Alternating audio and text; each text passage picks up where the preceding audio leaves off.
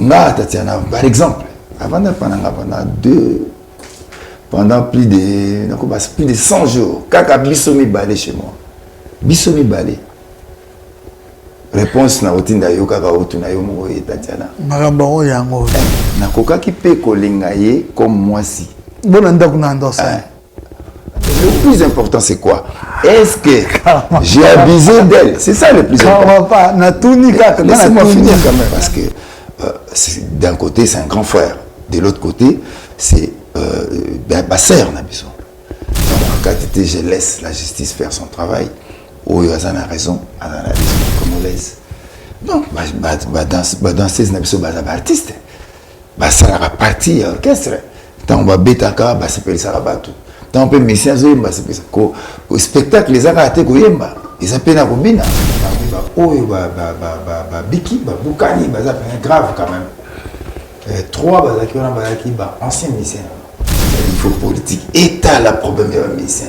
Problème, mon côté, ils ont la solution. Solution, ils ont quelque part. Et, dans une solution, il faut tout coutana. Nga na lobi combat ezali te kofinga combat on na ine klesi bato on okoki kolinga 100 jours okoki kolinga pe danseuse so bolinga na bino mabezati na zalaki na Tatiana pendant 100 jours pendant plus de 100 jours na ndako moko sans pourtant na kende tout ndenge te jamais ata seconde mo ça mate la chanteuse vous avez la danseuse, vous avez un copain à bangoter.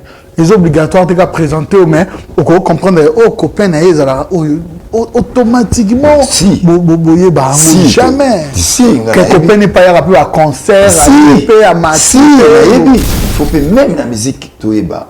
Tant que vous avez la kuna bande kuna biso ya basi bazonyo koma. Alors biso mo pe to iba pe ça peut moi exemple na katia na banda kuna biso na katia ba misala na biso.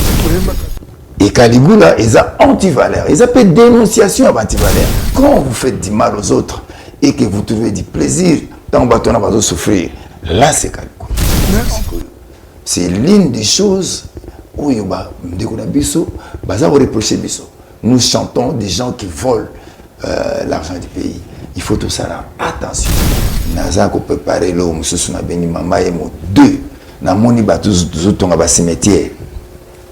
Ok, ni na kinkolo moi au cimetière bazo salamo au place où ba tonga cimetière na mon na place ba habiter à ba tonga hôpital.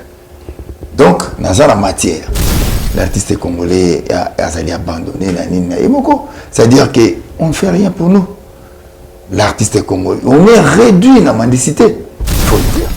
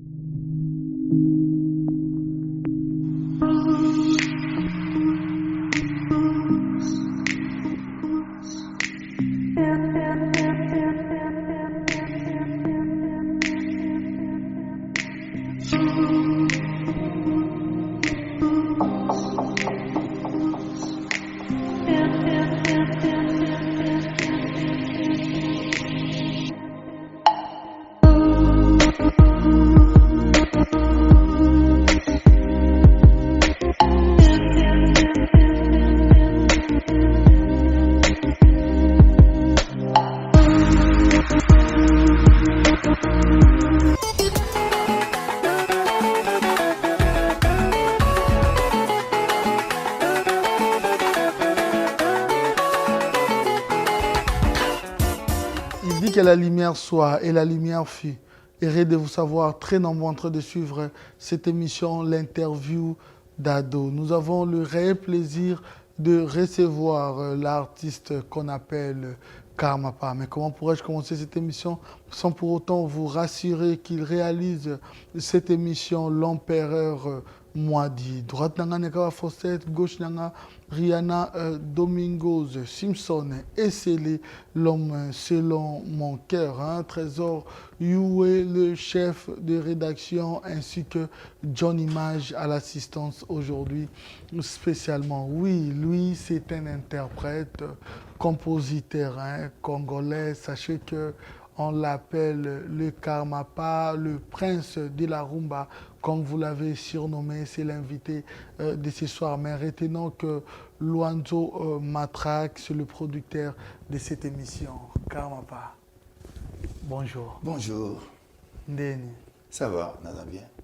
Karmapa, Karmalove, le prince de la rumba.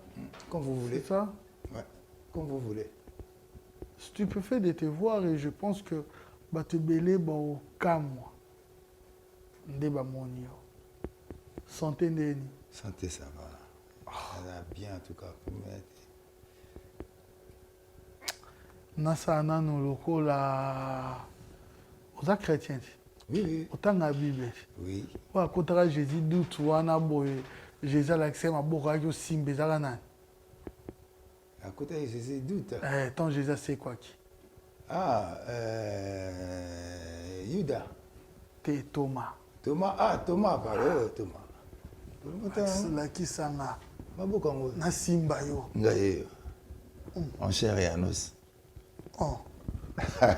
Ça le rose c'est kindam. N'est-ce pas quitté? Oh, c'est qui ko? Vraiment. Peu bembe ko c'est que ça moins difficile bembe ça la mi minga kangi kanda. Ah. Bonde no kangi makolo boy. Makolo ça le rose bouger. Il faut bouger. Voilà. Oh, autant là ko? Vraiment.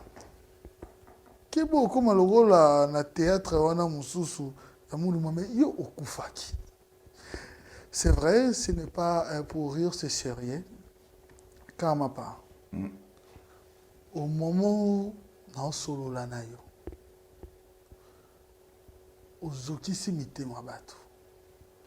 Olelisi batu. Bato balinga rumba. Le Congo. Na minito batumsu ba ja paniqué bazo lela. Na batumsu bazo yebluka ba yeba. Likambo eza nini. On a vu des images. Ça s'écrit et ça se parle partout. Que le Karmapa nous a quittés cet état parce que au sali accident yo na ba musicien na yo. Mais en ce moment où on so la na yo. Toza na Paris na sala na émission. Qu'est-ce qui se passe? Donc, d'abord, on a fait sa condoléance à la famille de la victime, parce que c'est vrai qu'il y a eu un accident au niveau de Kinkole, et il y a eu des morts, un musicien Bakoufa qui est belé. Et c'est vrai, pendant que Karmapa a eu un accident, il y a un musicien. Alors que moi, j'étais déjà en France. Accédé samedi dimanche, Oyo, on a déjà mardi, déjà en France. Et c'est vrai aussi que les musiciens qui sont musiciens Yakala. Il y a eu 3 musiciens Yakala. Mais parmi les morts au Bakoufi, en tout cas, les musiciens Yakala. Mais Oyo, Bakani Bamakolo, Bakani Babassin, vraiment Bakani mingi na kati na bango 3 bazalaki ba musicien na Isaac nini bakena ko beta concert na Kinkole ndeka ba musicien ndenge pasi za na mboka ba musicien pe ba debriaka bakena ko beta nzonzeng na bango ndenge ba beta rapport na baluka tamwa eloka ochana na libumu na monoko nde bakutanaki na accident na retour na bango. Alors ba msu ba kufaki ba msu ba bukani ba nini ou ba kufina en tout cas na yebi bangote parce que ngape na prenait qui on kava na poto ou ba kufina yebi bangote. Mais c'est vrai qu'il y a parmi ba oyo ba biki ba bukani ba ça grave quand même. 3 ba qui on ba qui ba ancien musicien et ba ça rapide activité, ça c'est vrai, mais ce sont quand même des musiciens. Et en mon avis il faut quand même partir de la grande famille artistique à Congo. Et on a présenté ma condoléance na ba famille ba victime ba kufi et puis au baza na ba hôpital Nzambe songa bango ba bika rapidement. Voilà, personnellement nazala quitté puis naza mayo. OK, carrément pas. C'est vrai que ça fait mal parce que peut-être beaucoup fuient et que ça la mal. Mais c'est vrai que les journalistes s'emportent à caca. Namawate maintenant le Ghana comprendre nous en face boy. Bien sûr.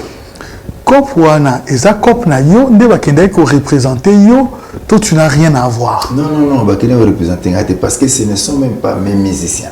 Ce n'est même pas mon orchestre.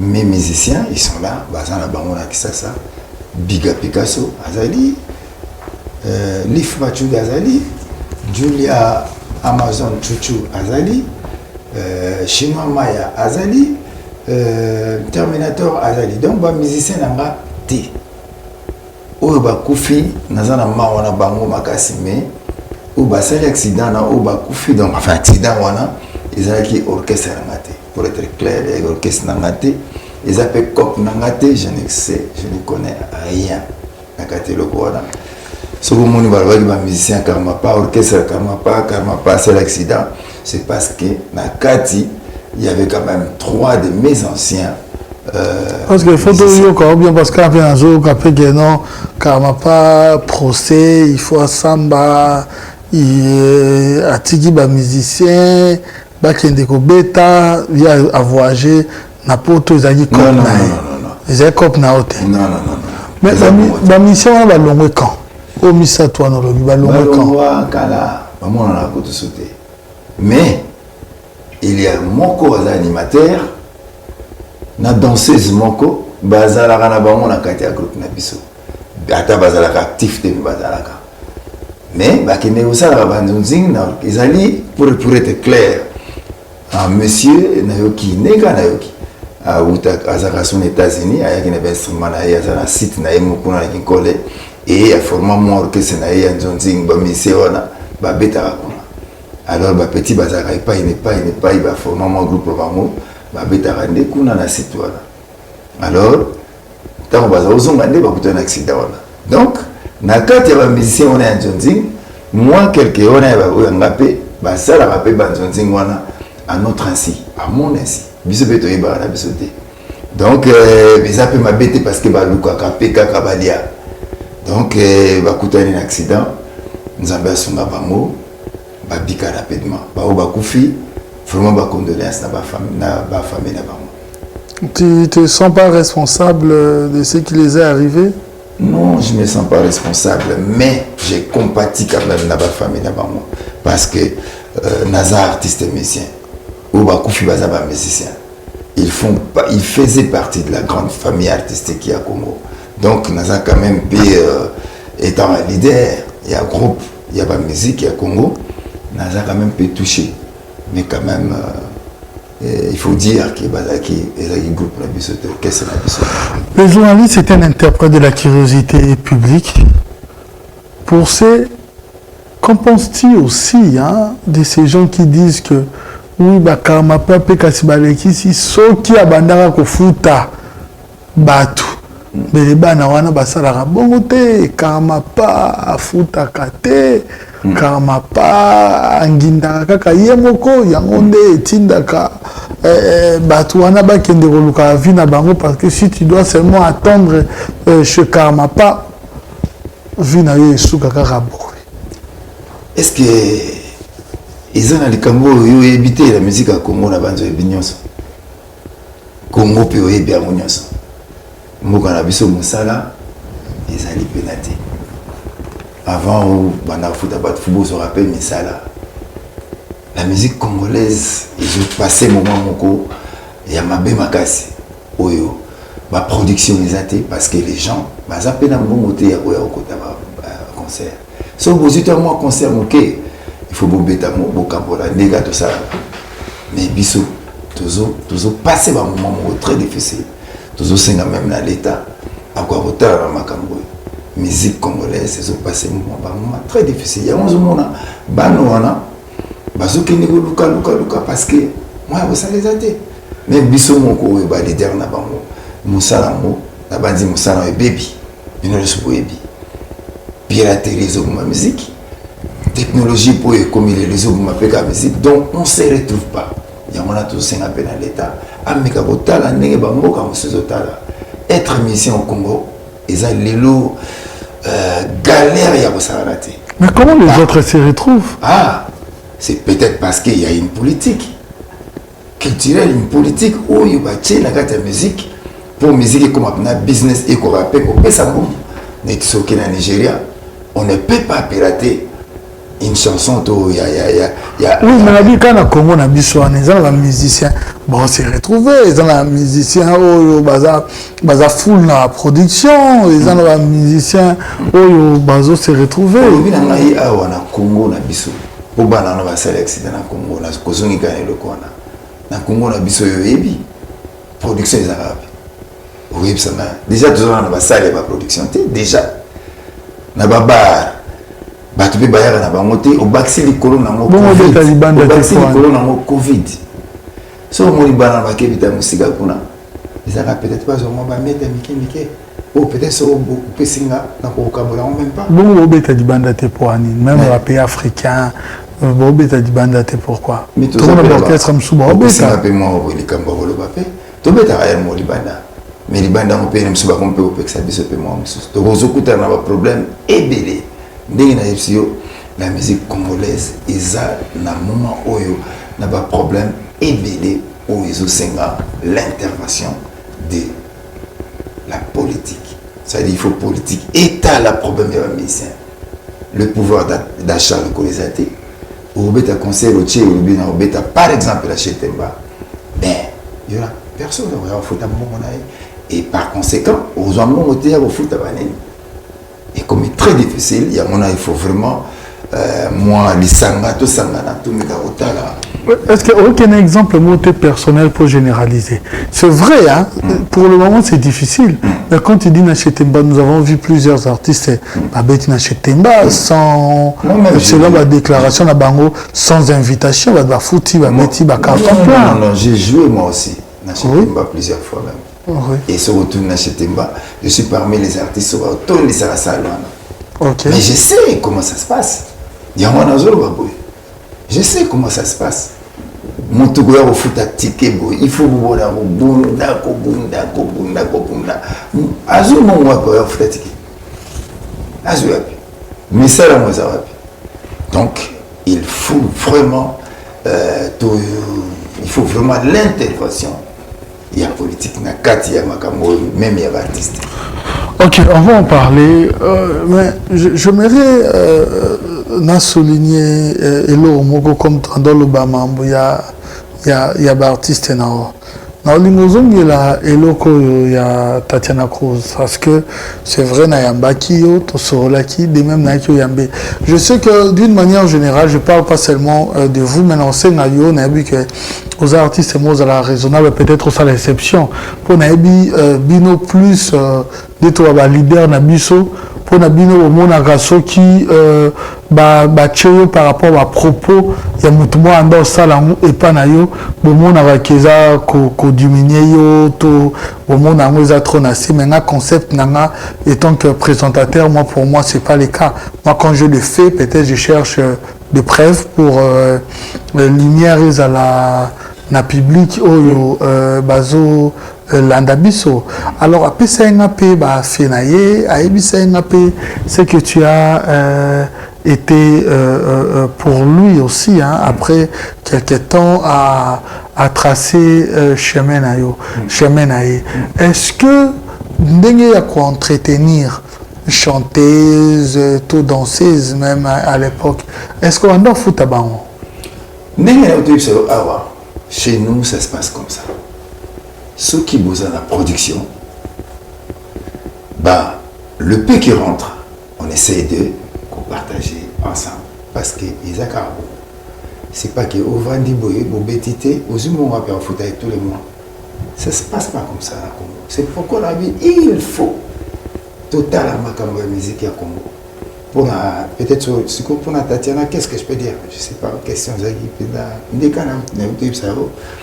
pour entretenir moi si Tatiana un musicien comme Bangoneso. Ils ont une statité qui est différente là-bas, c'est-à-dire ceux qui produisent à lui. S'il y a quelque chose, on se la partage. Voilà. Dès que, oh, pour hasard, Tatiana, toi, hasard, moi si, il faut statiser, oui, peut-être, pour hasard, moi si, différent à Mibali, tout traité, peut-être, l'année, mandenge, ya kozala, na quatre orchestre, en tout cas, égal, dis-moi, ok, les Karmapa. J'aimerais que tu sois à l'aise, hein? C'est difficile aussi, mais surtout je comprends aussi avec ce qui se raconte, Nandenge, Bazo, Panza Sangoa. Je sais que tu as eu plusieurs appels hein, pour Batebe, se déranger pour la santé nayo, comment est-ce que Ozali et Zala. Très bien, mais nous allons parler aussi, de brosser quelques lignes d'actualité. Il y a eu plusieurs concerts annulés ici, entre autres l'artiste Oui Ranson, et Banana Oui Ranson. Il y a eu également Ferrigola, Kofi Olomide, mais il n'y a pas eu un message de solidarité hein, de la part des Karmapa. Pourquoi? Message de solidarité, non. Naza solidaire na bango. Na yo qui passe ndenge ba concert na bango za annulé. Moi-même j'ai un programme. Naza na et le komoko j'ai oyo il faut na bêta. Naza na deux faut na bêta. Olympia et ça na programme na biso et puis palais des congrès. Quand tu palais des congrès, il faut bêta ma route karaté. Mais on ne voudrait pas passer par la force. On a dit que le concert n'a pas ils ont gagné, ils ont eu l'occasion de savoir que Naza de cœur, Naza n'a eu qu'à pas si le concert n'a pas gagné. C'est pourquoi il faut quand même tout ça là quelque chose. Parce que sinon, il libère tout bêta sauter. Qu'est-ce qui se passe? Il faut qu'on se demande qu'est-ce qui se passe. C'est quoi le problème? Quelles sont les conditions où il faut tout remplir pour tout zoom de la cobeta va concerner? Tu penses avoir une solution qui peut permettre que va concerner zoom en apoto? Problème mon côté zangara solution. Solution est à quelque part. Et n'a pas de solution où il faut tout kutana. Ngana lobi combat ezali te kofinga. Combat ezali Toluka Congo est tellement de combattre anti-valeur, tribalisme, entre autres, tribalisme, Bamakambo, corruption, il y a monde des Okitsa Congo. Mais moi je pense que je suis l'un des artistes. Où est-ce que combat Makasi? Moi je suis Nakati à pays, Nasala Ginzembo na Lobaki, Nasala Ginzembo, messieurs les députés. J'ai commencé par là. Nasali Mama Imo. Nasali IGF Kleboa. Bientôt là, on sera à Kinshasa. Nabanza combat oyo et sengeli to saraka. Mais naza koloba. Eza mabeta bande kona biso so balobi boyembaka bosalaka bosa soto yebi au moins et lokoni une photo sala là to salamo et peut-être par et comme cas par cas marabanzi parce que botara yé azali boyemba diko bosala tabongo. Mais moi je pense qu'il faut to kutana to solola to yeba quelles sont les conditions où ma melo koni ni tozo salate poto koma bosala yango et musique quoi ozonga parce que sinon to sala kama boni na basour. Les revendications des combattants contre les musiciens est-elle fondée à ce jour? Mais c'est justement le revendication ezali nini. Oh, c'est ça. Pour le problème, il faut la poser clairement. Ezali une revendication.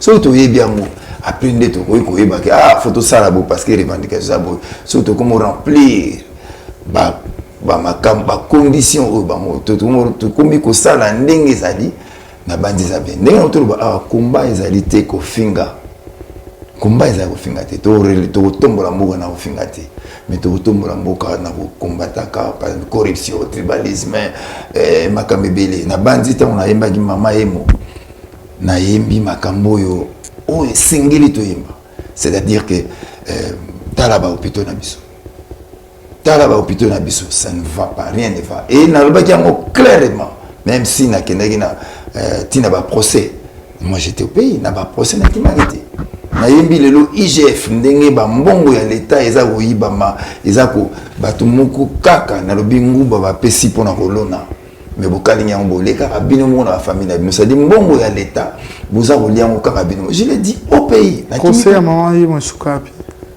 ben procès à maman ils ont compris que na lobaki la vérité je sais que ba médecin ba porter une plainte ba nini mais pas tout quand même ba yoka ki ba monique non ils ont eu diffamation qui vrai l'artiste était en train de koloba makambo ça qui vrai et j'étais relaxé bino soboyebi lelo na yembi IGF j'ai pas été inquiété na lobi makambo ezali l'argent de l'État ezaya l'État okoki kolia ka mbongote je pense que c'est ça le combat et c'est pourquoi nazo lo balelo na ba ndeko na biso ba combattant est-ce que je ne remplis toujours pas les conditions pour la bête parce qu'il y a un concert de prévu au Yanga na Olympia et puis n'a pas de congrès donc mais on va passer par la force ça je le répète pourquoi justement il faut date parce que les producteurs veulent parce qu'il y a deux il y a parlé de congrès c'est un congolais et Olympia c'est un sujet ivoirien na lobi boy so qui ba Congolais ceux qui yokani na bande qu'on a besoin Congolais qui yokani ba to lobby pena média et lobby non les Kamamba a eu permission au bêta bon moi au bêta mais ce boy et tout le monde passer par la force de yango mon na lobby awa ils ont occasion pour nanga na mega solo na bande qu'on a bande qu'on a biso ba combattant je suis pour les combats oyo eko tombola mboka na biso je suis d'accord pour ces combats là mais ya ko finga ngana za na moté voilà. Voilà, en début décembre, ça sera le verdict de l'affaire Koscielny dont les danseuses Bafundaki et Pona Viola. Voilà, on a vu que peut-être au courant. Toi étant qu'un artiste, quelle lecture au Sala Namakambo? Qu'est-ce que tu en penses? Bon, Eza, les Cambodgiens la justice, na bandi na kotsa na commentaire morote sikoyo. Nazota la net bat nyonso na moni bandeko na biso ya basi bafundi ndeko na biso artiste je laisse la justice et ça ramsa na mo ou ya na raison en tout cas ils a passé na yebi ke kokanga ndeko na biso artiste ils a déjà passé na motema ndeko na biso on a pe baza pe bandeko na biso donc je laisse la justice faire son travail. Oh, il a raison,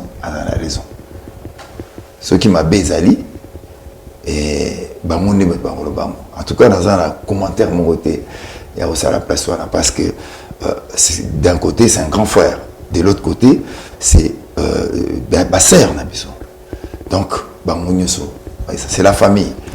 Moi ma banda sujet ya bandeko na biso ba danseuse parce que je les aime bien. Nabanda, si je moi banda kala, je parle pas danseuse à quartier latin.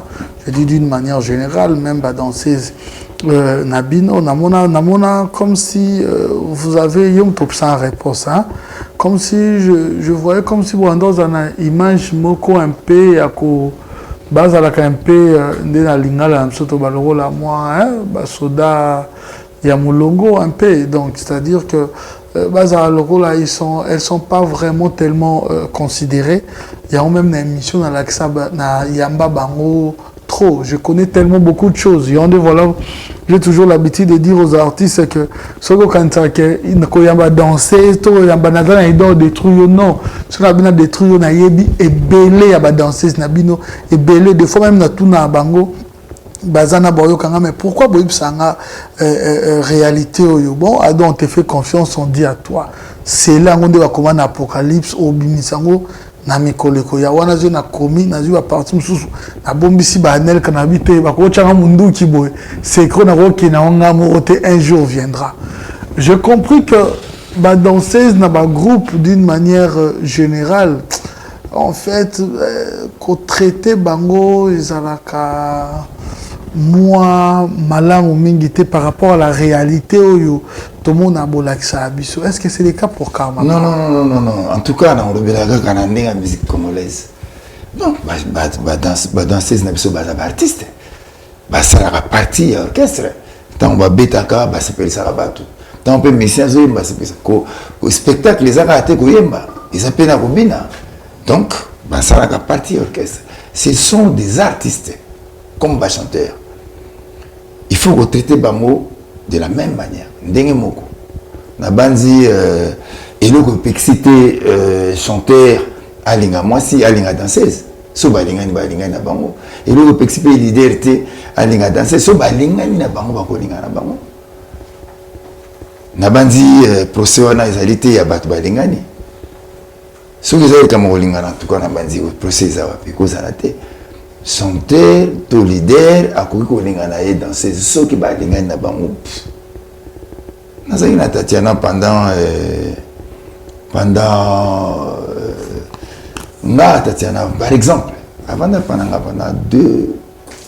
pendant plus de 100 jours kaka bisomi balé chez moi bisomi balé réponse na otinda yo kaka otuna yo mo Tatiana maramba o yango na yo na zana yo otinda ngana ndo tuna ye kasi peut-être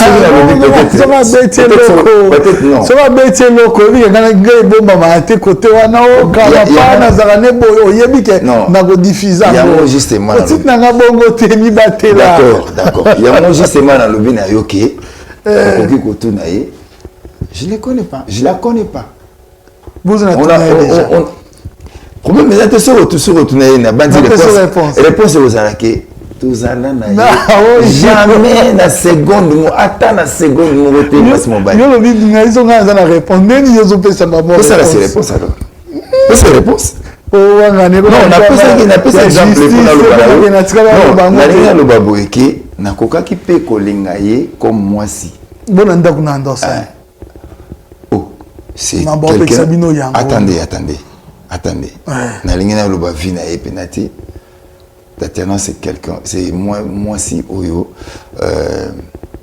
na début na ye elle a beaucoup souffert je ne pouvais pas la laisser bon na tchaki un hôtel je n'avais plus d'argent bon zaratana parce que na yaki na ndako munene zala wana mais c'est pas par rapport à liwana annexe yaki oui ndako penda ya munene zala wana attendez le plus important c'est quoi est-ce que j'ai abusé d'elle c'est ça le plus important pas na tunika laissez-moi finir quand même na ndako na yo annexe zalaki te naloba clair nazalaki na ndako ya munene et même yoka même kutu azali kutu na libanda te mais na kati ya ndako kasi na ndako ezali na next il y avait beaucoup de chambres oyo bato bako occupé ndenge tozalaka na bapoto bako occupé na bandako na biso na Congo quelqu'un ndako bouveye to benga ba next bandako musu libanda mais na lupango ezala bandako libanda te bongo te banda fanda na kati ya ndako ya munene o chambre pele on a payé pe chambre mais jamais na oki na bito koko oni te je l'ai jamais fait pardon je l'ai jamais fait elingolo baté que laissez-moi terminer comme ça avec Boziana non nga nazoloba na ine éclaircir bato on koki kolinga 100 jours on koki kolinga pe danseuse so bolinga na bino mabezate na mabeza pe bochaka ba lwa na orchestre bo interdisa mission na bino bolinga na kati ba orchestre to interdisaka pour na désordre zalate mais soki même pe ba para ba bolinga na ptebote mais soki bolinga na bino bolinga na bino faut ça 100 jours na pese exemple mo wa bien na matière na pese oui na pese exemple mo wa bien na pese exemple mo wa bien na binayo je nazalaki na Tatiana pendant 100 jours pendant plus de 100 jours na ndako moko sans pourtant na kende tout ndenge te jamais ata seconde mo ça maté c'est pour vous dire que c'est hein bofana nan on a vu le biso ngana na ndako na et comme la fille azaki na plastique désolé de te porter. Laissez-moi terminer avec ta famille et les enfants. Non, je n'avais pas ma famille avec moi. Les Rwanda. Na Monique kuna hôtel na zoko kali susute. Na kuko tika ibongo te galéré. prends quand même une chambre là-bas. Mais, nazo répété, j'ai jamais, même attends dans d'autres, même dans les cas ici, que nazala na etona comme ça na makasi moi sinanga. Non. Et petit na tant na zumbongo na lié ndako mususu aki. C'est pour vous dire que bazalaka bande ko na biso, bazalaka ba musicien na biso neti ba musicien nyoso. Na ko chape mobali avandi wana, na ko chape mwasi avandi wana. Bazaka ka ba musicien na biso to traitaka bango pe ka ndenge moko. Soki bolingani na banzi boyebi baka ebele. So bolingani na bino bolingani na bino. So bolingani. Mais ce qui est bizarre, c'est que l'homme est intéressé. On a invité un leader. Qu'est-ce qui fait en sorte que j'ai une chanteuse, vous avez une danseuse, vous avez un copain à bangoter. C'est obligatoire de présenter, mais on comprendre que les copains automatiquement, si. Jamais. Si. Que copain n'est pas à un concert, à match. Après, il appelle M. Mbisi, copain à danseuse. Oui, j'étais na vérité, na danseuse na mo comme na chocolat. Na mon qui copain na répétition et puis azoya boni a répétition à ce côté na parti ba na bango et puis mon pas meninga pe moi poisson. Où est le problème? Problème est atteint. Ce sont bande ko na biso, artiste na biso. To vivre na bango. Voilà. Ok, voilà, je sais, c'est juste... Moi, j'ai dit que pour un procès Oyo, j'ai dit que la justice fasse son travail. Oyo, d'un côté, c'est mon grand frère, de l'autre côté, c'est mes sœurs. Bafundani, j'ai pas de commentaire à faire. Que la justice, c'est ça la Kati et ça la Gamsa. Naro Sepela, Namona, Monkwa Kangamate. Non, c'est pas là. Namona Mogwazala de cité. Yamona Binazan et le justice à Sala. Mais grand frère Nayo, apparemment, n'a pas langage Nayo comme si Kinyana n'est quotité. Est-ce qu'il n'y a pas moyen de suivre aussi l'exemple de Félix Oiseau quand c'est moment avec Félix Oiseau? Non, on a Bissiko, on a une émission. Vous êtes en très bonne relation avec Osholomide? J'ai toujours dit qu'il y a une très bonne relation avec mes collègues dans la musique. Mais ce n'est pas parce que tu as une relation bien née, tu as amis, non? On n'est pas amis. Vous avez eu des problèmes à un moment, tu n'étais pas content. J'étais pas content parce qu'il y a un problème, mais c'est là, il est cas. Ok. Il est cas dans aussi là. Des problèmes, ça ne manque pas dans la famille. Hein. Famille, pas mes amis. Là-bas, il faut que tu aies cousin, tu as mon frère. Mais ils ont été pour besoin de continuer, et continuer. Pourquoi vous avez chanteuse et danseuse? La plupart des cas. Pourquoi chanteuse et danseuse? Pourquoi vous avez entre Bino et chanteuse et danseuse?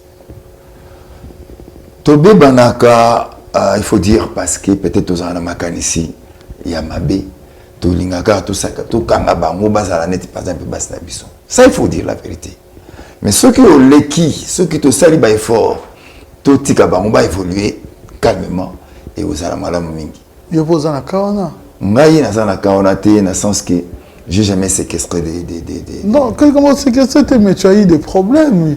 La Koffi Olomide mécontentement en croire même selon le témoignage à Tatiana Ezaki Liboso parce qu'il y avait une ligne de tes danseuses Moko à Kenda Gikuna, tu n'étais pas content. Après tant où Yebayo proposé na banderum sous selon histoire na ye place Walande Ezaki pe moi base il y a mécontentement na yo. Non, c'était pas le cas. Tant Tatiana a Kendaki, nga ina ina ipso histoire. Ake Bakongo pour na ipsa yo. Nga na kamara ite. Bakongo, le Congo central a Kendaki, yé mou rozwa titre na ye ya meilleure chanteuse ya année. A Kendaki yé moko, j'étais même pas là. Ti azongi na coupe na écoute na mona gangote. Nazaï coupé sa confiance. C'est pour nazo peu sur détail pour comprendre que jamais il a été na kangaye. Azongi pe na mona été. Kaka un jour na ki na téléphone président na robenga auto solo là. Na ça va mais na mona va été. Après na moka il est écoute minute té. singango le lisusu oh non naninga na biso ke bon ngai na volé na ba propre zelle ah na monita pe nini te coupe te na moto bon c'est pas grave merci nzambe apambola yo makambo tu za malamu mais il est gaboité c'est qu'il est gaboité fait na mona quand même mais bon on a soutenir yo c'est ce que j'ai fait même dans ma salle bandik kusa la carrière na moni a commis na ba misusu j'ai fait ça ya on moni to ça bien naé et même si qu'on a émission na yo na lobby que ça c'est une grande chanteuse et puis à kusa la carrière moula iso wa solide à discipline penda na musala kana ko solo mide utaki api non wana ezalaki nini est-ce que wana kutezaki ou est-ce que ezalaki penza ezaki bolingi bozwa mwana wana po bokena ini kanda ya kofi ezaki na motema mbatatiana ina mbatatiana te ngape nazala pe na kanda na ete kanda ngoni ya kanda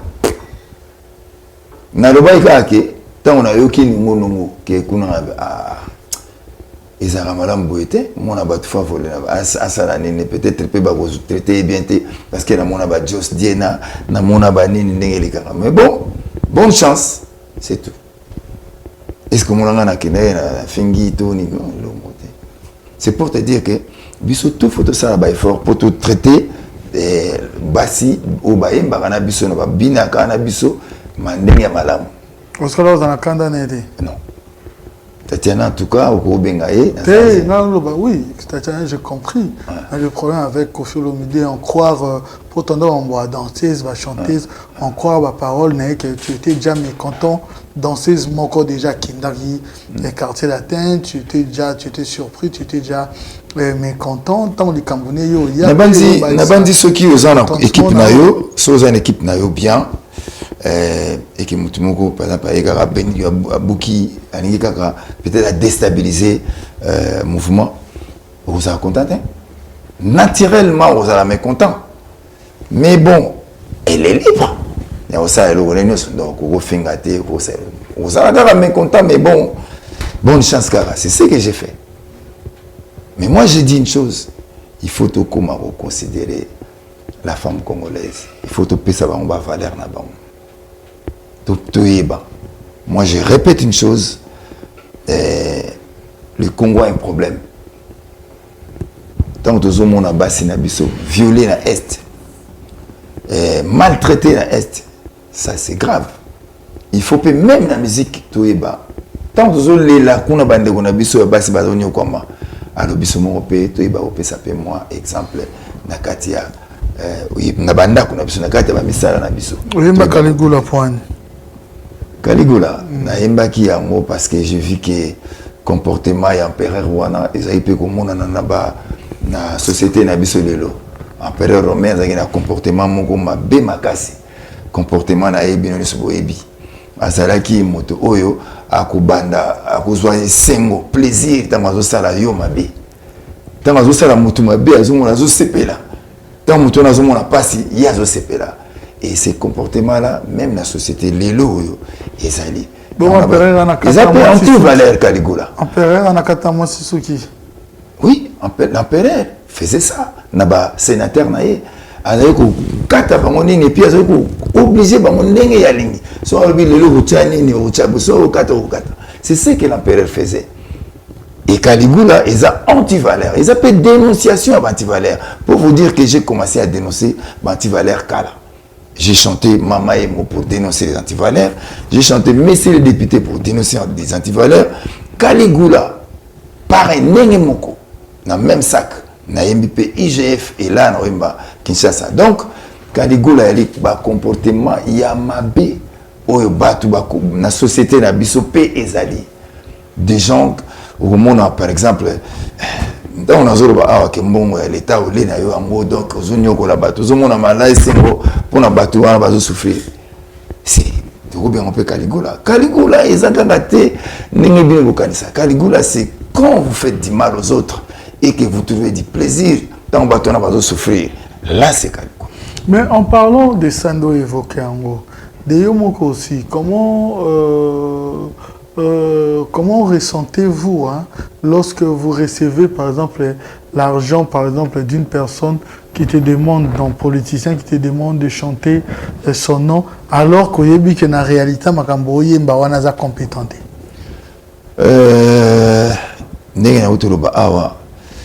Il faut tout ça là-bas, il faut révéler. C'est Congo, les pays, Nabiso, Bissonion, se faut apporter Pierre Nabiso. Quand nos frères combattants, Bazoganga, qui Bouzo Salaboye, mais ils ont en partie raison. Ils ont raison. Tant que des gens qui volent l'argent du peuple, ben ils ont raison. Il faut tout ça là-bas, tout ça l'attention. Tout ça là, attention, tant que on peut bien, la culture, mais il faut tout ça l'attention. C'est l'une des choses où nous chantons des gens qui volent l'argent du pays. Il faut tout ça là, attention. Moi, j'ai déjà fait ça. Mais il faut tout ça là-bas. Effort, tout changer. Tout changer parce que notre pays a besoin de nous. Nous ne pouvons pas continuer, il y a que ça là, anti-valeur. Parce que on a payé anti-valeur. Quand tu vas chanter des bateaux, l'État, tant mon l'État ibami, moi na azangi ban de l'école. Bana classe bazangi ban parce que il y a les mon l'État. Et banzela et gozalate parce que mon l'État zapanaye. Alors il faut que nous fassions vraiment attention naba biloko tozoyemba. C'est ce que moi j'ai dit. C'est pourquoi, sur lundi, discours, moi j'ai dit, je pense que mon pays, il est grand temps. Je pense que mon pays a besoin de moi. Je pense même, notre pays a besoin de nous. Nous devons apporter notre pierre pour j'ai déjà fait ça. Mais en tout cas, on a commencé à faire fort. On a vraiment commencé à faire fort pour c'est pourquoi le logif Kleboa nguba ba pesio pona rolona o kalingi yango eza nguba semence ba pesio mbongo l'état pour osomba par exemple ba ban ba na classe batanga ba professeur ba maître ba zo mbongo yo le yango j'ai dénoncé ça. Auteur, compositeur, interprète de la chanson Mama et moi. Quelle évaluation après 10 ans? Moi, l'objectif était qu'interpeller. Na Mama et moi, on a interpellé la politique pour que la réhabiliter hôpitaux publics.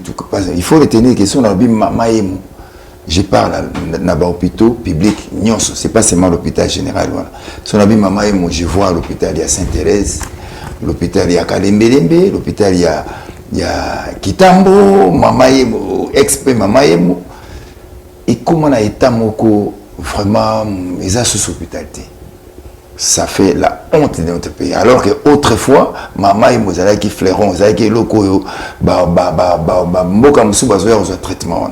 Alors, l'objectif est là qui, ceux qui n'ont pas obtenu réhabilitation, il y a hôpital. Dans mon acquis, médecin va porter une plainte, il va anti-valeur dans la carte. Tant que hôpital, par exemple, pharmapoche c'est quoi? Tant que corps médical a commis côté kakisi, ils ont ma bémakasi. Tant que salité ils ont la katia. Donc, ce n'était plus ils ont hôpitalité. Les lots oyo, basu conscience, lobby que oui il faut pas bon ça, mais jusque là bas bon c'est pourquoi dans le lobby même que il y a Maman et moi 2 qui vont arriver. Parce que nous avons titre pour obtenir réhabilitation à l'hôpital public. Pourquoi? Parce que le peuple congolais, vraiment, au coup d'ambeto, ils allaient monter à l'hôpital à côté d'ambeto. Pour appeler son beto, il faut appeler sa main mbongo, beto et sinda. Donc, bref, Makamboya Mabe et belé na ba hôpital public. Ce ne sont plus même de Robert Homme sur l'hôpital. Donc, objectif, c'est de réhabiliter l'hôpital public. Mais, jusque-là, ce n'est pas le cas. faut que la vérité. Il y a un moment nabi naza ko préparer le mususu na beni mama yemo 2 na moni ba tuzotonga ba cimetière. Okende na kinkolo mo cimetière ba zo salamo. Au place ba otonga cimetière. Na moni na place ba habiter ba otonga hôpital. Donc naza la matière. Vraiment pour nous la clair na yo et le mo salami na muti. Na yo ki ba promesse ba lobi ba ko bongisa ba hôpital. Na moni ba bongisa mo parti mo muke. Na mona ki pe ba le médecin directeur alongwaki. Mais c'est ça qui problème il y a motuté. Et ça qui problème il y a système où il y a na kati ya ba hôpital na biso. Côté ka kisi et na yibi même pas place ba boire ba déchets wana ya ba na yibi place ba boire ngoté ba toilette ils a mabé. Donc quel est ton sentiment après avoir chanté pour l'IGF? Tu constates que le social de la population est changé? Non. Non, non. Population sociale n'a pas changé. Mais c'est un grand pas qui a été fait. Parce que tout le monde a qui IGF, il y a toujours la misère, la difficulté, Zali, tandis que tu as chanté pour l'IGF et le pouvoir. Qu'est-ce que tu en penses? Non, je n'ai pas chanté pour le pouvoir. Non. Non, non, non, non, non. J'ai chanté IGF Kleboa. Pourquoi? Parce que na constaté que na mona ki ndenge batuni so mona l'argent de l'État était dilapidé, donc détourné, alors que le peuple azo couper la misère et la rabe kokola. Et j'ai trouvé que IGF a comment qui kosala, IGF et comment il peut kosala musala ko inquiété quand même ko lande la bateau bazo yiba mbongo l'État. C'est un grand pas bien que et attaque est communal mopinza à 100%, mais c'est déjà un grand pas. Il faut qu'on fasse. S'il y a quelque chose, il y a encourager, faut encourager. C'est une chanson où ils appellent qu'on encourager et puis ils appellent qu'on dénoncer en même temps. Na bandi les lopos ils appellent moi mbongo l'État comme moi pe kubanga mamuke. Donc c'est un grand pas, bien que ma camarade a le commis pinza à 100%, mais c'est un grand pas qui a été fait. Ton point de vue sur le bilan du chef de l'État, positif ou négatif? Le bilan du chef de l'État, tous les récits à moi, Ninae, n'a mon il faut résoudre ça. Il faut résoudre ça. Il faut dire la vérité que le peuple Kaka n'a pas si. C'est un pays qui a été na mobulu na Israël qui vraiment na mozindo na pas si pendant longtemps, qui a été laissé comme ça à l'abandon pendant très longtemps. Il faut faire des efforts. Les politiques, il faut basser là-bas effort. Na ebi que yoso voyez a au seul effort. Oya ko ya PB a au seul effort. Ti. Tu vois même attendre la bamboka oyo pe tout monde en mais au moins quotidien ya peuple ya ba Nairobi a bien que il faut urgence les alliés. Par exemple le cas ya santé, ils ont urgence et enseignement, éducation, ils ont urgence. Urgence il faut bâtir un cas. En tout cas jusque là santé ils ont cas. Par terre enseignement, par terre il faut bâtir là-bas effort. Donc pour nangai na koko lobaki il faut recommander Quel est l'apport du gouvernement congolais au sein de la corporation des artistes musiciens, en particulier de la culture en général? Il faut une politique culturelle forte. Moi je pense que Congo est à moi et le Congo est dans le monde entier. Sa musique, la rumba.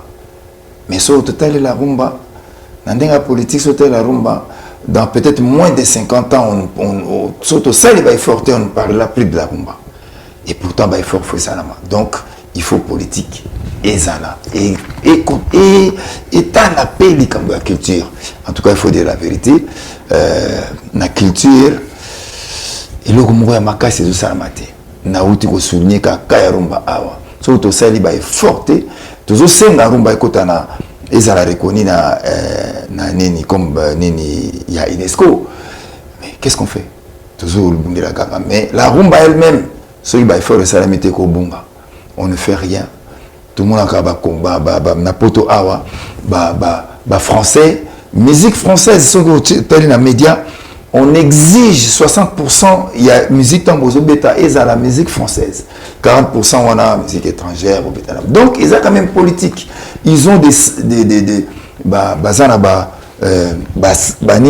politique à pays même étranger. Vous vous sentez abandonné na propre sort Nabino? Ah oui, l'artiste congolais, ça l'artiste congolais a abandonné la ligne. C'est-à-dire qu'on ne fait rien pour nous. L'artiste congolais, on est réduit dans la mendicité, il faut le dire. Il y a un moment où ils ont poussé l'artiste, mais c'est pas comme comme ça la même bateau, azoli bango l'état mais bateau commissaire. Pourquoi? Parce que non, tout comme il réduit. Pourquoi? Parce qu'il n'y a pas une politique culturelle forte. Il faut aider l'artiste congolais. Ce que l'artiste congolais, à Salenze Monaye, à Salapé, Neti, artiste nigérian, par exemple. On ne peut pas pirater la musique nigériane. Donc, on peut faire une chanson, mais tu ne te retrouves pas. Du coup, comment on vivre, il faut l'emsoyer Madzembo, Moutomo Boye. Et tant que Mbappé Moutouana, et Bandeko va combattre, et Bazan a raison. Non, mais alors tout ça, Boye. Il y a un moment où même dans ma caméra, la musique, il y a il faut tout solo là. Tout solo là, tout yeba. Vraiment, tout ça, partout. La politique ne nous aide pas. De l'autre côté, nos frères nous réclament beaucoup de choses. Et voilà. C'est ça la situation de l'artiste congolais. Parlons de la rumba aux Zoloba. Mais rumba, et comme Mwandambu, Kolimwa, Yomotomi Zalagi, le prince de la rumba. Comme si Nzelango aux Landelango, les sous-soutés, qu'est-ce que tu en penses de la rumba congolaise? Qu'est-ce que tu en penses maintenant de la rumba congolaise? Batunio, c'est comme style, Yemba la français, rumba boye, musique. Qu'est-ce que tu penses de la musique des world music? Qu'est-ce que tu penses de cette expression? La rumba, c'est déjà, ils ont déjà world music. Moi, personnellement, je dis, je resterai fidèle à la rumba. Je défendrai cette musique jusqu'à mon dernier souffle. Je le dis souvent. La rumba, c'est l'âme même du peuple congolais. La rumba. C'est l'âme même du peuple congolais. Non, presque binonion sauté. Moi, je suis resté fidèle à la rumba. IGF, c'est de la rumba. Mama Yemo, c'est de la rumba. Caligula, c'est de la rumba. Pour ne citer que, par exemple, pour na même rumba et il faut qu'on ait en français. Quand on dit l'international, ça ne veut pas dire la langue, non. Non, na kuiko yemba na zurumba na mélanger ta na moi le peut-être muto na yoka. To na ko ça peut ba effort susupo et la salsa est restée comme ndenge ça na kaka. Mais on dit la yoga moi c'est pas nango. Pourquoi pas la rumba? C'est parce que peut-être complexe. Tous en a complexe, on suit la mode. Il faut une politique culturelle forte. Il faut aider l'artiste congolais. C'est peut-être paiement politique Pesanakati.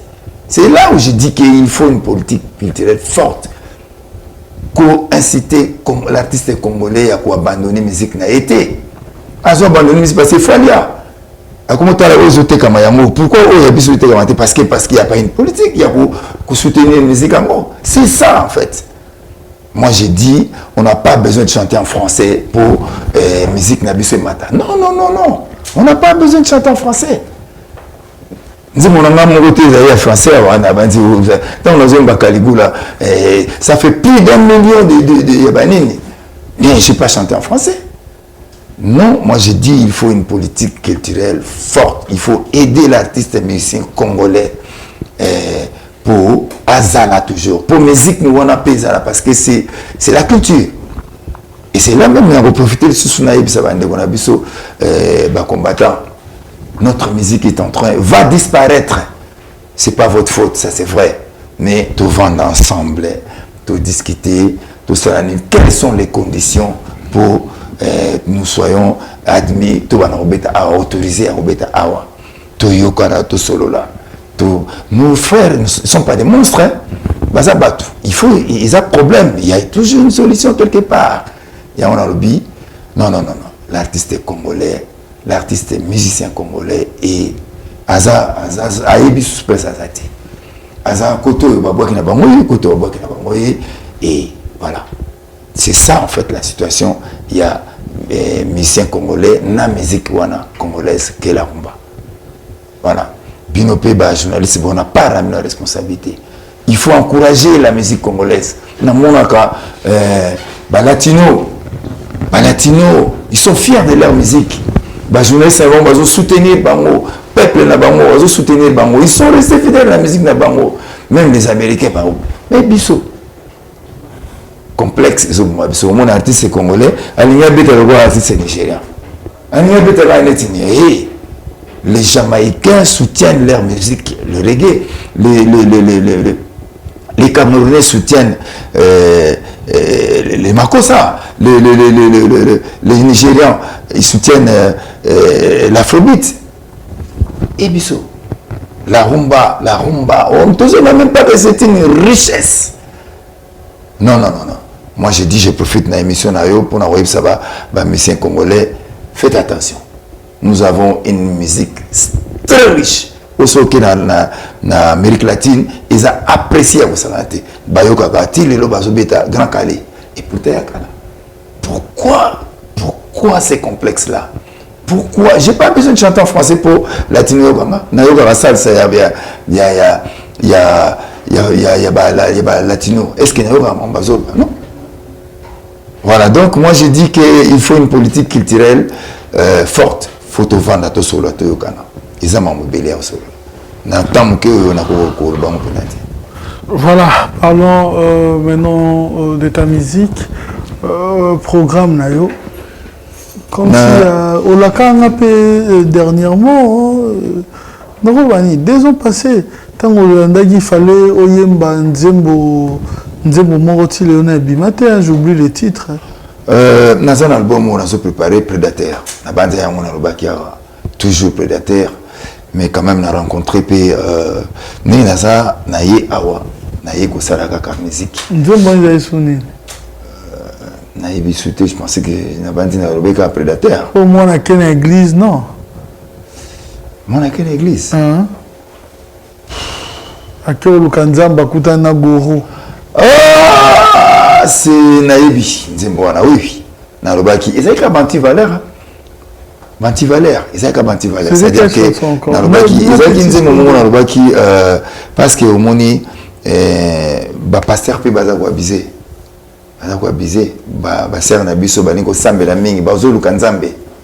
Mettons qu'à une église, à Kansa que Lukanzambe, à Kouta na pasteur. Pasteur peut m'akansi ma bé. Ils ont un album Prédateur. C'est déjà de la prédation. Même dans Makamouya, donc Prédateur, c'est un groupe Mamouébélé. Makamouya, il y a un bon à l'État, c'est de la prédation. Makamouya, mon Christ soyez ou Lukanzambe, mais Pasteur à côté Gourou, c'est de la prédation. Donc il y a un moment un titre album Prédateur. En tout cas, l'album Mona Bozela Makasi. À quand la sortie de cet album? Na Banzi d'ici là, on a annoncé, na ligne annoncé ce côté, mais Nazo Sala Moussala avec un jeune d'ici. Dieu merci, j'ai rencontré un jeune d'ici. Oh, vous allez aimer. Nayoki Ndeng musique Sobeta Awa. Nabi, je chanterai en lingala. Yeko Mazali, Yembakana Yena français. Il va chanter la langue naïe. Mais moi, je chanterai à Lingala. Mais c'est de la rumba. Voilà, non, c'est de la rumba. J'ai chanté avec une américaine, Rafia. C'était de la rumba. C'est de la rumba. Et vous avez pu se souvenir. Donc, vraiment, il faut poser la Prédateur. C'est un album habité. Voyage en France, c'est ça privé ou c'est seulement pour Magamba Studio? C'est ça pour Moussala. Okay. Et pour Moussala, c'est vrai que nous avons la famille Awa, maman comme la famille Zali, mais en tout cas, et ça pour Moussala. J'ai dit boulot avec un jeune d'ici, un très grand musicien. Ah! Na lobi lelo kanambo, na roya kaka watan gobima. Na bano ado yango jije. Voilà. Ok, qu'est retenir pour la production? Ils ont prévu palais des congrès, prévu Olympia, mais on ne va pas passer par la force. Que faire alors pour Nabeta? C'est ça le problème. Que faire? Il y a mon profité de la caméra pour nous qui ne sont pas des monstres, je ne cesse de les répéter. Qu'est-ce qu'il faut faire pour musique, musique? Ou alors faites cas par cas, les cas par cas. Parce que moi je pense que je suis en train de dénoncer, je suis en train de mener un combat contre des anti-valeurs. C'est Isa Biloko Bozo, Senganabiso. Peut-être nous avons rempli des conditions de sous-souté. Alors c'est quoi ces conditions-là? Je suis d'accord avec eux. Il faut que Congo et Zonga. Oui, nous sommes d'accord. Mais qu'est-ce qu'il faut faire? Qu'est-ce qu'il faut faire? J'ai un concert, j'ai 2 concerts de prévus. Palais des congrès, Olympia. Mais je ne vais pas passer par la force. Parce que aussi maté. Aussi malongoté. Alors, na bandi solution ali to solo là. Ou alors faites les cas par cas. Voilà, merci beaucoup. Nous sommes arrivés à la fin. Nous allons devoir nous lever. Merci beaucoup. Ok. Nous sommes arrivés déjà à la fin. Ouais. Karamapa. Ouais. Karamalov. Vraiment. Pourquoi Karamalov? Parce que na aimé bolingo trop et puis musique nanga dans la musique nanga la femme occupe une place de choix. Il y a un moment love one. Karma, love. La loi du karma. Quels sont tes meilleurs souvenirs de ma carrière? Meilleurs souvenirs. Le premier album, le tout premier album, il y a 4 trophées. Meilleur artiste na Congo, meilleur auteur-compositeur, révélation de l'année, et puis meilleure chanson, Amanda la Duchesse. Et puis, il y a le Congo et Salamate la musique à Congo. Le premier album, artiste Azala choisi parmi les 6 meilleurs artistes. Il y a Afrique centrale et puis Kokendena Kora. Je l'ai fait. On a souvenir. Le tout premier album. Tu vois comment ce mot Yarumba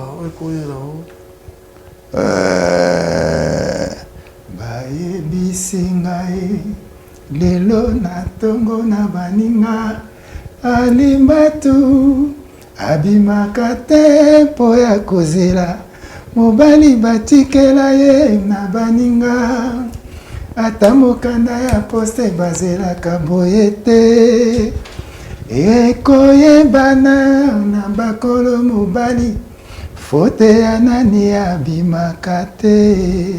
Voilà, on a ba référence de la musique. Voilà, merci infiniment. Nous sommes arrivés à la fin. Vous qui nous suivez, Karamapa, comment Mokili, on s'est décidé, tout ça qui projet Moko en marche. Il y a Rotonga, Ndega Oyembaki, Likapé à Mama Emo. Tout s'est décidé, tout Rotonga, centre de santé.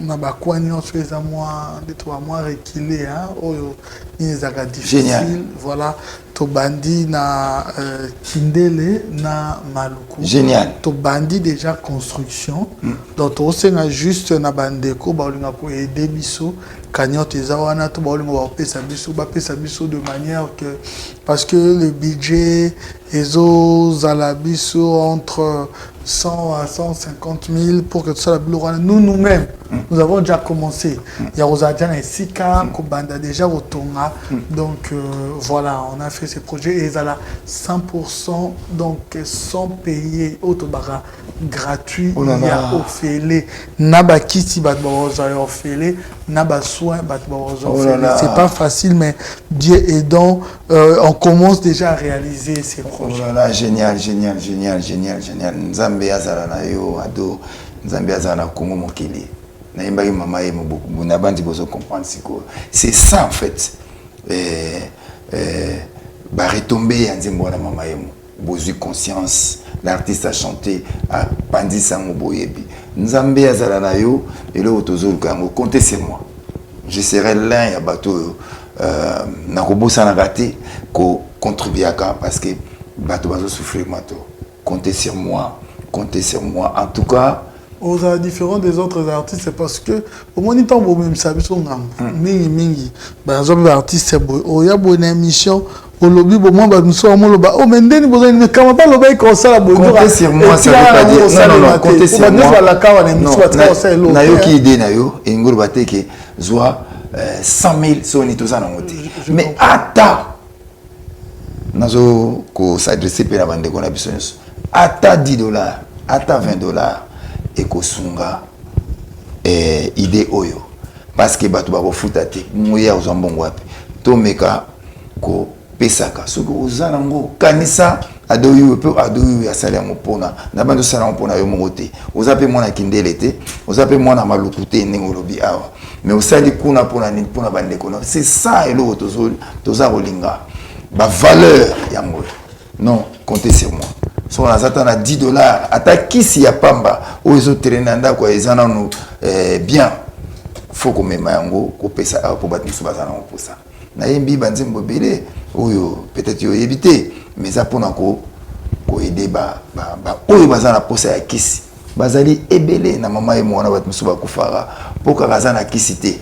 Mutuana kisi to ba 500 awa.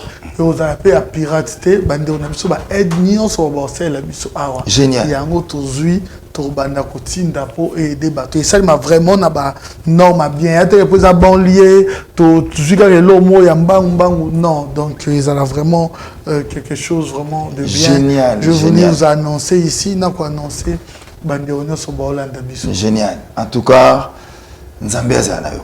Peut-être au bangai ngana za mutu na kokolo bandeka olobi na lobi na opesa lem na pesité mais ce qui nous embête na yo ozwa batu ebele parce que l'idée est géniale. On veut bamakambo ya boye na mboka na biso parce que des gens sont en train de mourir car rapport azanaki Doliprane passer les qui a kufi ce que zan les kanisa bon Nzambe azala na ona zan les kamomso kolobate Nzambe azala na yo ce qui omoni ke ngana ko sala pe comme masango ngo epai ne pai nazali prêt pour nako aider idée.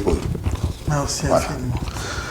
Merci infiniment. On en profite aussi pour remercier nos partenaires. Nous disons merci à celui qui dira au soleil, j'étais là, je suis là et je serai toujours là. On l'appelle Miché Moulumba Mimoul. Merci infiniment à toi. Merci au studio NJ, l'ingénieur Serge Kabangou, les grands Idouane 3 fois. Merci infiniment à toi, Serge Kabangou, le studio NJ qui est notre partenaire. Merci infiniment au Play, au Multi, au Big Boss, Dédé Samba. Merci infiniment à toi, Dédé Samba et la marque de champagne DS. Merci également au boss Djonga Okula, Richard Kabala, le PDG. Plein de bonnes choses à toi, Jingle Bar. Merci beaucoup à celui qu'on a qu'à dire ce nom pour avoir le code de ce beau pays, la République démocratique du Congo, 00243, Willy Moucheni. Merci à Babi Mbibos Lumière de Birmingham, l'horloge, le cœur de Mimi, Milolo. Merci infiniment à Tchèque Boukassa. Merci infiniment, partenaire Tchèque Boukassa. Thierry Kabundi, merci infiniment à toi, sa grandeur spirituelle, le prophète Condé, Polo, Dominique. Merci beaucoup. Bon séjour aux États-Unis, ainsi que la grande dame qui l'accompagne. Toujours des femmes de valeur, Maman Safala, Marceline. Nous savons que Batouba Orlando tellement est belé. C'est vrai, nous sommes bantous. Toujours ma dédicace, c'est ça la bien parce que non, d'abord on a remercié Namio. On a remercié Namio déjà Koyambanga la émission nayo et puis idée nayo aux alango ceux qui te reçoivent batulora va binoter alors c'est na mon pété zo pe batute bombongo zaka te aux alango ou lire autonga banda wa makasi batu ba msuba creva si tu peux faire quelque chose il faut le faire vraiment une fois de plus. Félicitations, j'ai aussi des amis on a fait ça mission on a réalisé déjà dans le parcours une fois de plus qu'on fait ça condoléances na ba famille ya ba victime ou ba kufina na accident na Kinkole ba oyo ba bukani guérison mo rapide na pesi mbote makasi et pas azali mon ami de longue date mon ami de tout le temps on a bien Google Gogi Mbweko place aux ali pende ya yo ngona ngamutuno na sali Flora Pambani mbote na ope ngona Tek Lukisu le patron mbote na ngona Dier Tokabango na bosanité ya Luya Doko Mengi Masamba méthode Mitikumi na bosanité on a zobenga l'homme trois Simon Gomes Bamba ya yo ngona Gilles Vasimba ya yo ngona Soleil Ngandiama ya yo ngwana Edo Pronto na obusa na jamais ya yo ngwana bongo kuna garde-robe Kabemba na kati ya Montréal mutabo mekazate bongo Zino Star na Montréal ya yo pe ngwana en tout cas nazana bato ebele ya opesa bambote awa na osukisa pa maestro le prince Mat coaching 100%. Voilà, nous sommes arrivés à la fin, mais nous présentons nos sincères condoléances à toute la famille, à la diaspora et à la communauté congolaise, plus précisément de Paris et de la France, parce que Bob Kachama s'est éteint. Je ne sais pas que dire de plus, parce que c'était un partenaire. Ce que je retiens dans la vie, Bolam Oueleki Belé. Tous nous pleurons ce jeune, notre frère Bob Kachama, parce qu'il a été bien pour tous. Que retenir de toi un jour sur Osate, Robinson Sotoro de la Bob Kachama. À mon nom propre et au nom de toute l'équipe de mon émission ainsi que de Congo Mokili, on présente nos sincères condoléances. Donc, je ne sais que dire parce que j'ai des larmes. Je préférais dire à la fin Makamboyo et te dire qu'on t'aime toujours. Je garderai toujours de bons souvenirs. Et tous abajar à Batoyo, tant que tu gardes un bon souvenir Nabino, tu as quelque chose pour immortaliser le bienfait Nabino. J'ai toujours dit aux gens que l'artiste Nabi sont sous le Kendi. Beaucoup des amis, des confrères, mais vous savez que Adwa a toujours effort moko pour que ma combo na bango et salara kaka pour la même promotion ti les lois même à travers nini na biso bateka toujours dans la plateforme na biso parce que pour Atika la célèbre il y a plus forte raison toi qui as été un frère pour nous un partenaire Bob Kachama que ton âme repose en paix. On est de cœur avec toi. Tozalawana, même pendant l'éveil, il y a encore Nayo, Tibo, Kundango, Kongo Mokili, même Tika activité Nyonso. Ne fût-ce que pour Tolelayo, merci beaucoup.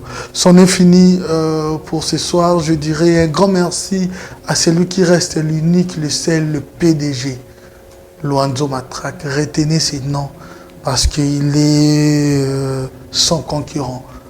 Le PDG Loanzo Matrak, un grand merci à toi. Un grand merci à celui qui réalise cette émission humble, beau, élégant, l'empereur Mwadi. Merci infiniment à toi.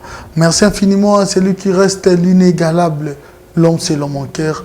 On l'appelle Simpson et Célé. Merci beaucoup à Nekaba Fawcett, droite Nanga, gauche Nanga, Rihanna, Domingos, hein, sans oublier Trésor You, le chef de rédaction, et à son tâche, Mnirid. Merci beaucoup infiniment. Vous nous suivez de partout. Merci infiniment, Karmapa, d'avoir accepté de m'accorder cette interview, l'exclusivité d'ailleurs, parce que les Olobama est belé, les Olelisamité m'a battu. Mais je pense qu'à travers le monde, battu belé, j'ai attention. Par Kota Kimia, il est là, il est vivant. Il est parmi nous. Il n'est pas ressuscité. Non, il est vivant. Il n'était pas mort, Karmapa. Merci infiniment d'avoir accepté notre invitation. Merci beaucoup. Merci beaucoup. Restez branchés parce que nous avons un programme très diversifié. Quant à moi, je vous retrouve à la prochaine. Merci infiniment.